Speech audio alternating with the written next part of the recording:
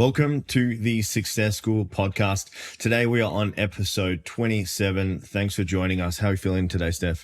I am excited because if you are watching us on YouTube or maybe you're going to watch the reel back, then you will see that we have a new podcast set up and I'm pretty in love with it. Like, I think this is really, really nice. Yeah, it looks great. How's my face look? Yeah, okay. So you do have a slightly puffy exterior around the chin and lower cheek area. Yeah, I woke up this morning, looked in the mirror, and my face looks like I'm 150 kilos. Right, just to be clear, guys, Tim did just have wisdom teeth removal surgery. He had all 4 wisdom teeth pulled out, and so that is why he is looking a little bit puffy. I was super concerned for the podcast today for that reason. Some of the inflammation went down though, so you don't look as bad now. So if you're on the 27 subscribers on YouTube and you guys are checking me out, leave a comment there and tell me how bad it looks. We appreciate you. Steph, do you want to kick us off with the lesson of the week? This week I learnt the meaning of a word. Now, it's a word that I probably really don't use very often, but I have heard around. I guess I just didn't really understand the power of it or what it really meant. And the word is fortitude. And I know that this sounds like a really basic lesson of the week, but it landed for so many ways on the day that I read it. So fortitude is the ability to keep pushing even past pain and to keep pushing even when things get hard. And that's when you have fortitude. And it really landed for me because I realized that in life, sometimes I probably don't practice fortitude as much as I would like. And so going into 2024, one of the standards I wanted to hold for myself was to have more fortitude. And the minute that I learned that word, understood what it really meant, I started kind of replaying it in different areas of my life. So, I was on the ski erg the other day at the gym and I was dying and it was really hard. And I just kept repeating the word fortitude over and over and over again in my head because I was like, Steph, you're not going to die on the ski erg. You can push through this pain. You can keep going. Just keep putting in the work. And this week I've also seen Tim display a huge level of fortitude. He's had his wisdom teeth out. He's in a lot of pain, but every day he shows up and he gets the work done that he needs to get done so that he can then take the rest of the afternoon off to rest and recuperate. But even still, we've done 75 hard. He's been doing the workouts. He's been doing the things, and that takes fortitude. And when I think about really where, successful athletes, successful entrepreneurs, the people who can really push through, it's like every single one of you that is listening is going to go through some element of pain in your life, whether that's physical pain like Tim's going through or whether that's emotional pain. And your ability to have fortitude, to be able to push through that pain and to be able to continue to show up and be consistent, I really think that's where legends are made. And I loved learning that word and I loved witnessing you with your fortitude this week, Tim. Do you think that's where entrepreneurs or small business owners go wrong? Like with fortitude, with the thing? I think that a lot of people think that fortitude and resilience are the same thing. And resilience is being strong and, being brave in the face of pain. But fortitude is different. It's like, it's pushing through, it's digging deeper, it's finding that extra gear. And I think that your ability to go further faster will rely on fortitude for sure. Yeah, cool. Last question. I know it's just your lesson of the week, but do you think people that are more successful have more fortitude?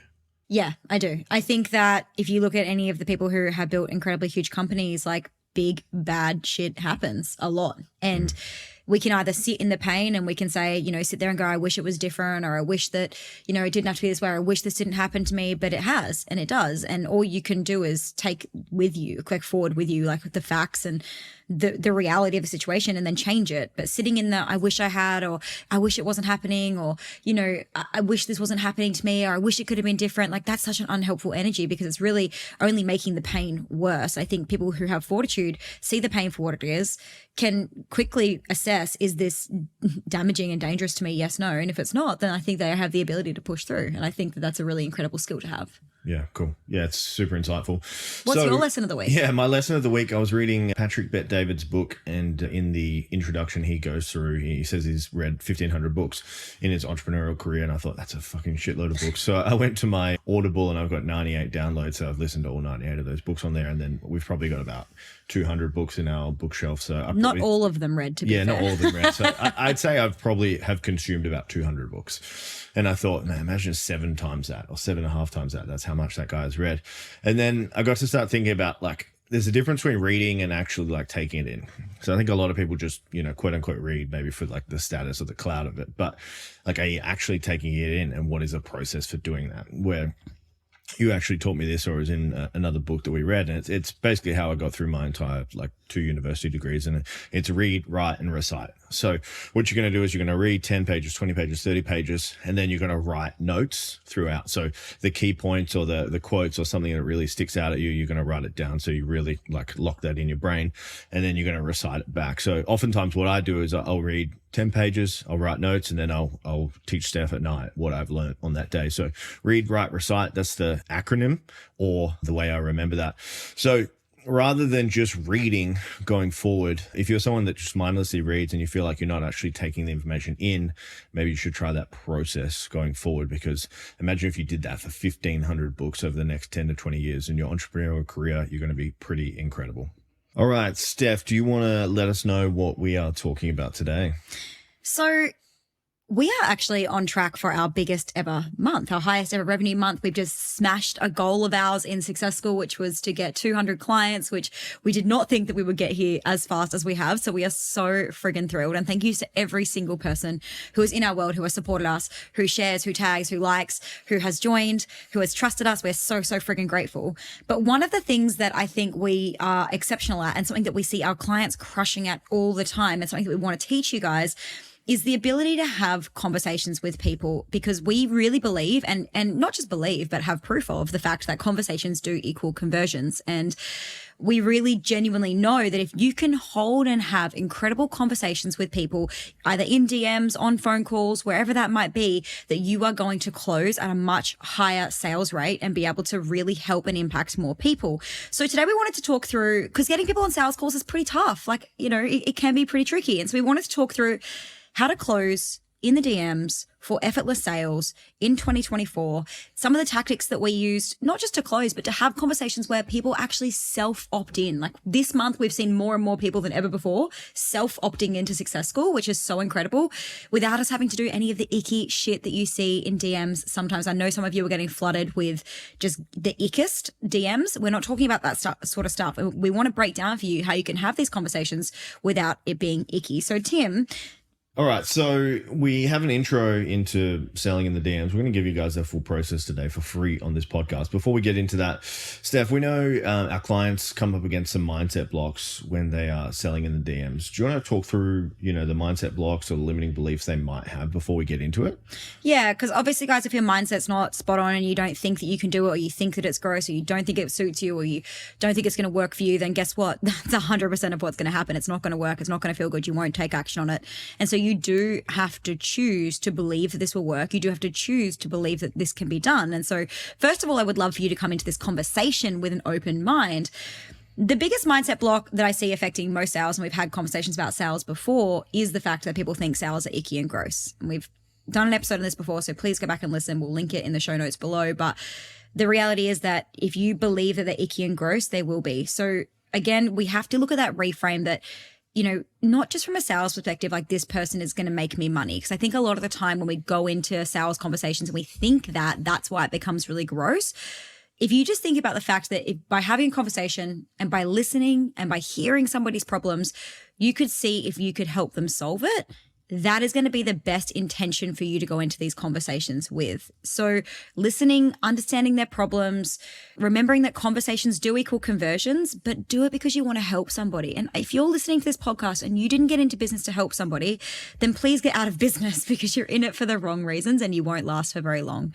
And so I think that in order to build that know, like, and trust, you really have to understand that the more that you show of yourself, the more that you show that you care, the faster people are going to buy into what you have. And so you do have to make that reframe in your mind.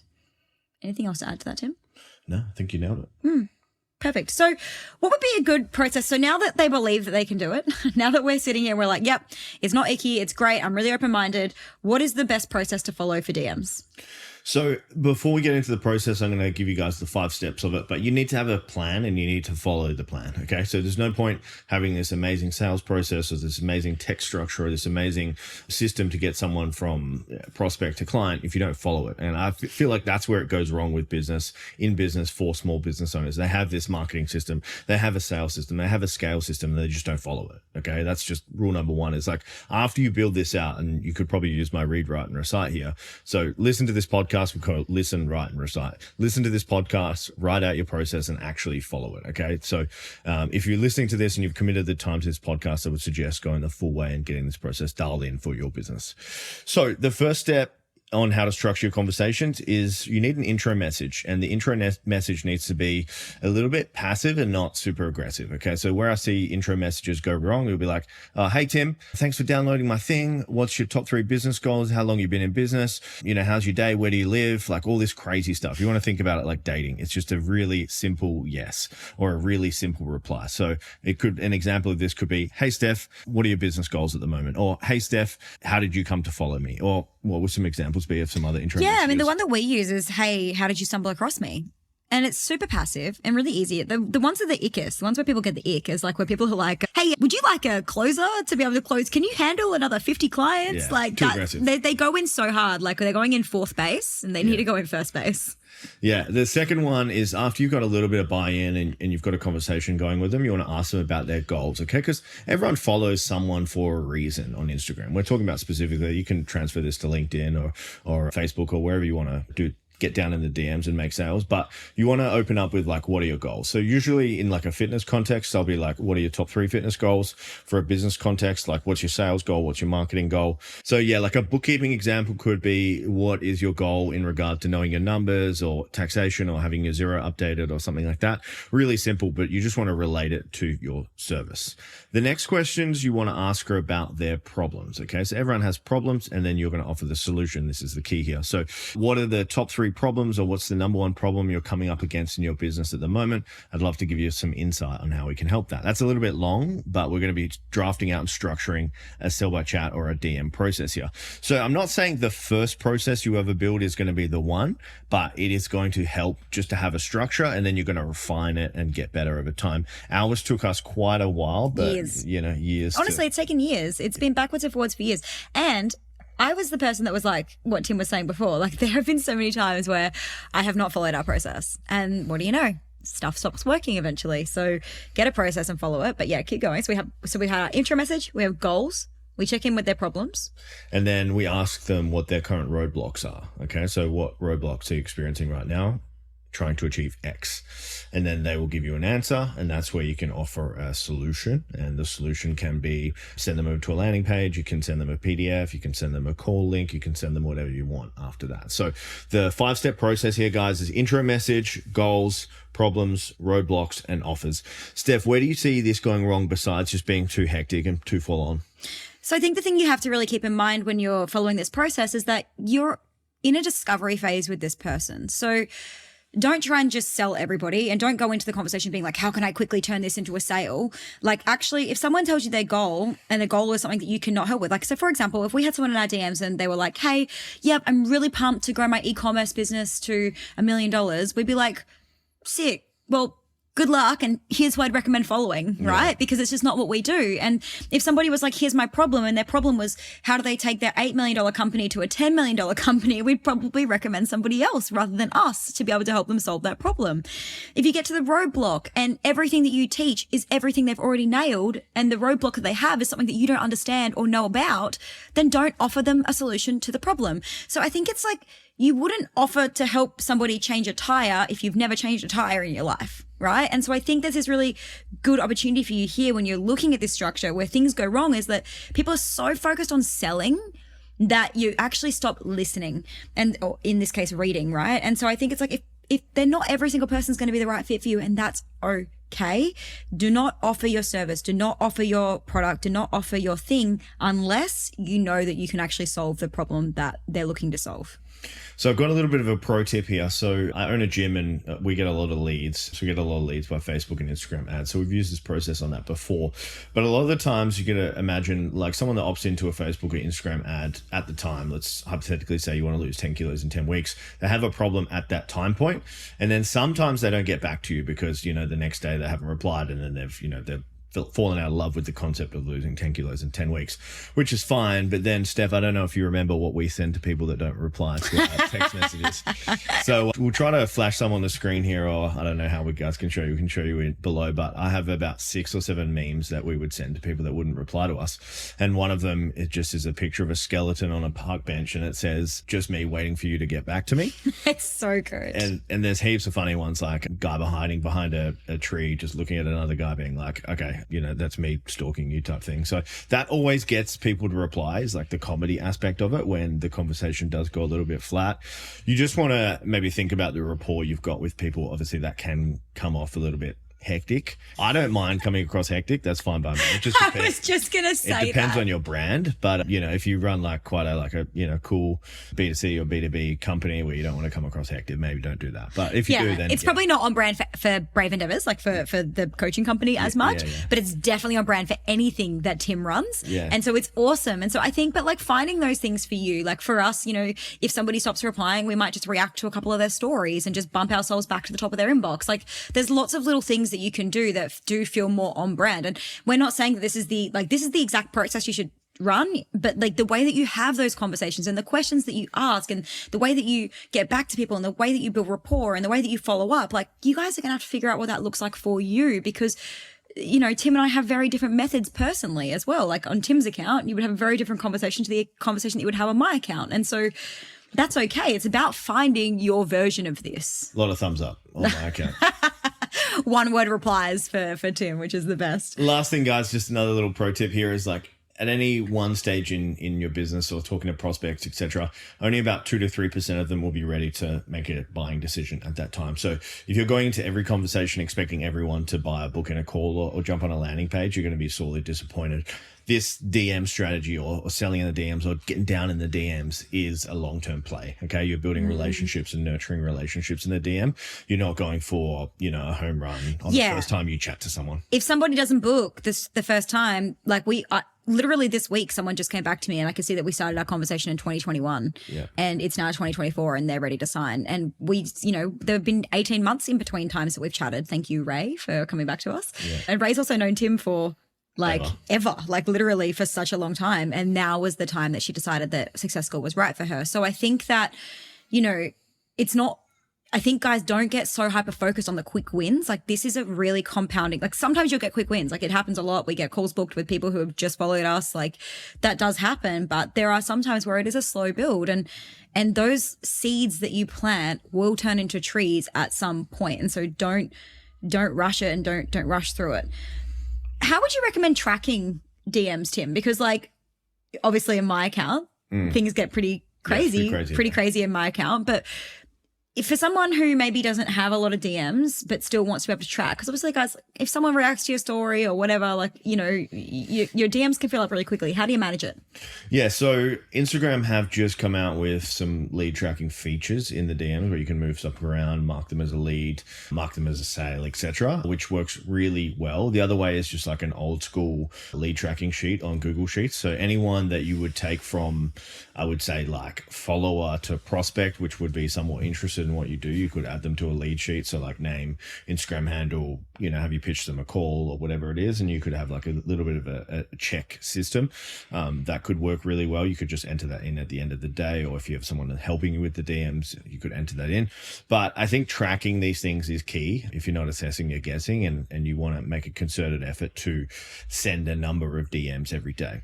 The last way you can do it is with software called Go High Level. There's a bunch of other softwares you can use. So essentially that connects up to your Instagram, and then you can track and turn them into opportunities or add them to your CRM, etc., the people that you are speaking to, which is a really easy way of doing it digitally. If I were you and you're probably under like the $500,000 mark, I would probably just consider doing it like on Google Sheet or in Go High Level. It'd probably be a little bit more advanced to go to a CRM. Once you get like, Steph's having, 100, 200, 300 conversations a week in the DMs, it gets quite a lot to manage, as you guys could imagine. So just think about it from like a lead flow point of view, rather than I need to use this crazy system to track my DMs. You need to find what works for you. Totally. Like when I had the business before Tim joined me, we were doing over $1 million and we were still tracking in a lead in a spreadsheet. We were still tracking all of our leads in a spreadsheet. So I think that, and eventually we kind of realized that there was probably an easier way. And so we implemented Go High Level, but that probably wouldn't be my recommendation for you if you're not probably at, $500,000 or more. And also DM conversations were your number one. And we talk about master of one a lot, but this is our number one sales process, is like our sales funnel effectively, our sales, conversion tactic is like, we have conversations, we get them onto sales calls, we, move them through into success school or not if they're not the right fit. And that's the process. Whereas if you guys have a different process, that's also totally fine. It's just that if this is going to be a process and you're earning more than $500,000 a year, it's probably time to look at a system to invest in. Yeah. All right, Steph. So how would you recommend structuring your days for selling in the DMs? Yeah. So what can happen when you start to have a lot of conversations is that you can get really, really trapped in the DMs, which we do not want, because marketing and sales have got to be, of course, a big focus for your business, but also running your business, delivering exceptional client work, really helping people, not burning out. Like there has to be some structure to it. And the problem with DM conversations and your time is that they are dopamine hits at the end of the day. And so you're going to be getting lots of little dopamine hits when they reply, when you're having a conversation with them, when they're like, yes, oh my God, this could be so fun. Like it really is it can be quite addictive, right? So I think for anybody who's running this process, you should definitely be really methodical about it. And I would be sending all my conversations in the morning, first thing in the morning, and then I would not be jumping back into my DMs until later that afternoon. So I would be sending all my conversations out in the morning to start all my conversations, or following up from the previous night. And then I would not be checking, let's say at 9 a.m. and then I would not check it again until 4 p.m. And then I would finish off those conversations. It's going to take you a few days. It's going to take you a few days to get them across the line, and that's okay. The best thing about letting it take a few days is the fact that if they decide to then get on a call, they're really keen. Right? You haven't just got them in a moment where they're feeling weak, or, a moment where they feel like they need help. Like if they're having a conversation with you over many days and you're giving them a good opportunity to consume more of your content, then you've got a much, much warmer lead on your hands as well. So I would definitely be doing morning and evening and nothing in the middle, so that you can stay focused on your work. I would also focus and give myself little KPIs to hit. So things like, for us, it's like a minimum of 10 conversations per day. For you guys, it might be a lot more. I think ours is actually 20 conversations per day now. And so, but when you're first getting started, I would be looking at, 10 conversations per day would be what I would be trying to start. So 5 days a week, 10 conversations per day would be where I would be sitting. If we're having 10 conversations per day, how would somebody get 10 leads per day? Because I think about some of our clients who are probably just getting started and maybe don't have the biggest following or the biggest audience yet on social media. So how would you recommend, Tim, that somebody can get 10 leads a day to speak to? So we'll do it I'll give you the example of how we do it in our process, okay, which is just going to make this a lot easier. So as we have discussed on the podcast, and if you haven't listened, go listen to last week, we do talk about ads, but we run a bunch of lead magnets, so middle of funnel stuff. So that builds know, like, and trust, but we get people's Instagram handles, okay, in that ad. So we're getting anywhere from 20, 30, 40, 50 Instagram handles a day, which we are messaging. Okay. So that obviously meets our quota for starting 20 conversations a day. So if you think about this on a continuum of warm to cold, so someone that downloads a lead magnet is relatively warm for a conversation. Okay. So I like to, obviously pick the low hanging fruit or the warmest conversations first, because they have more of a tendency to convert to a prospect or a lead or an application form, etc. So any like lead magnet downloads, we're going to message them first. Then second, we're going to message any new followers.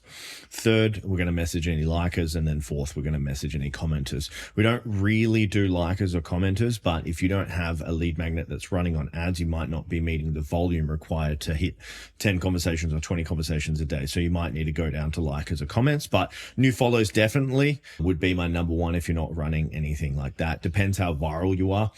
So then it becomes a little bit of a challenge or a marketing or strategic marketing play on how do you get new followers that are the right target market for you. Another way you can do that is with the boosting method. Okay, really simple. You can boost one of your high performing, high quality reels for $5 a day, get a bunch of new followers, and then start a sell by chat process with them, or a down in the DMs chat with them. A lot of our clients in Successful have done that very successfully over the last 6 months. For just $5 a day, anyone can afford for that boosting of reel, and you could start a bunch of conversations with them. But my advice to you would be to jump into my Facebook course coming up on the 24th, Facebook ads for coaches and service-based businesses. And I'll teach you guys how to run lead magnets and get endless amounts of Instagram handles that you guys can chat to every single day. Will we have a link for that in the show notes? We might. We might. Okay. I need to go to www.successful.io and apply for Successful To get access to it? Yeah. That's So what I thought. if you guys want to stack cash, get rich, and learn Facebook ads from me, then jump on. Something that, just a pro hack here, guys, and something that's working really well. When we talk about commenters, the only comments that we would ever send DMs to are the ones where we actually tell them we're going to give them something for free. So a really good thing that's really hot right now. So this is a right now tactic. If you are listening as of January or February 2024, this is worth a shot. Just tell them to comment a word below and that you will send them a freebie in the DMs. Okay. That is by far one of the hottest ways to start a conversation right now. I don't know how long it's going to be hot for, but it's working right now. Give it a shot. But they're the kinds of commenters that we're actually sending DMs to, and then we're starting conversations, which is phenomenal and is working like a treat right now.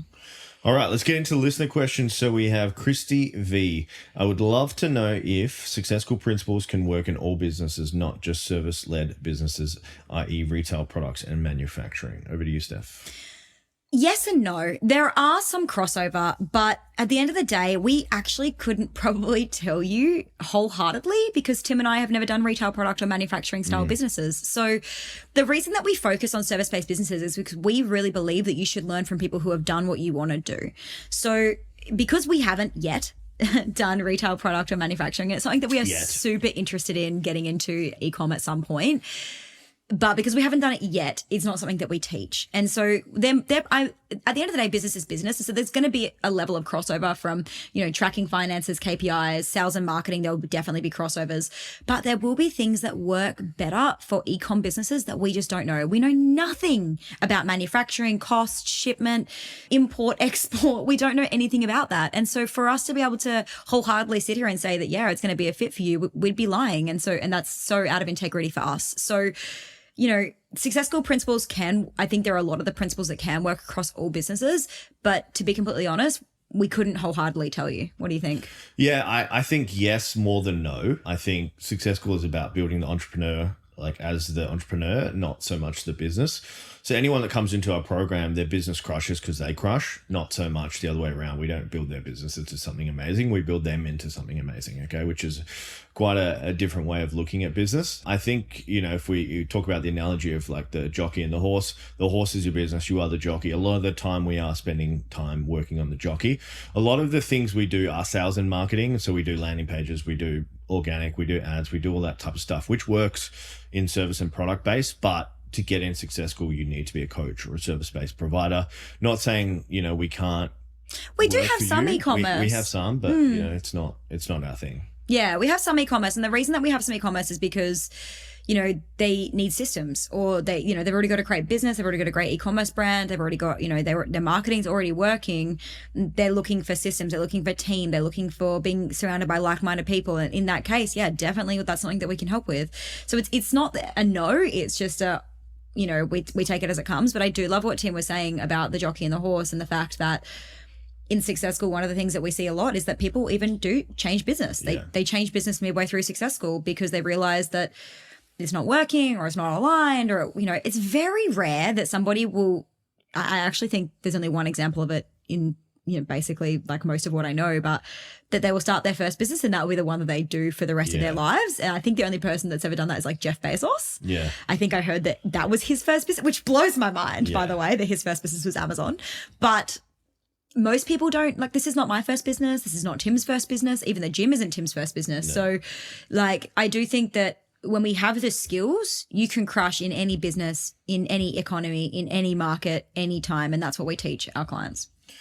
All right. Question 2, Jess W. Do you believe in having referral partners with referral fees, or just a mutual agreement that you'll both just send people each other's way with no fee? Over to you, Steph. We've probably got 2 different answers here. I think I have 2 different answers. So I think same. that I got 5 answers. Yeah. I think this is nuanced. Yeah. I don't think there's a rule. So I think that it depends on, for me personally, it's probably a volume game and the size of the other business. So we're just about to set up a referral partner with an e-commerce coach who is phenomenal. And I would say that in that case, she has a really large multi-million e-commerce brand. We have a large multi-million-dollar service-based business brand. And so for us, referral fees make sense, right? And so I think that works. However, if, I don't, for a long time, for most referral partners that we refer out to, like our mindset coaches, our accountants, our financial planners, like people that we send people to all the time in Success School, our clients, we don't have any referral partnerships set up. And that's because most of the time we just do a good thing. We just want to help people win. Like the people that we love, we want to help them win, both our clients and the people who are helping us.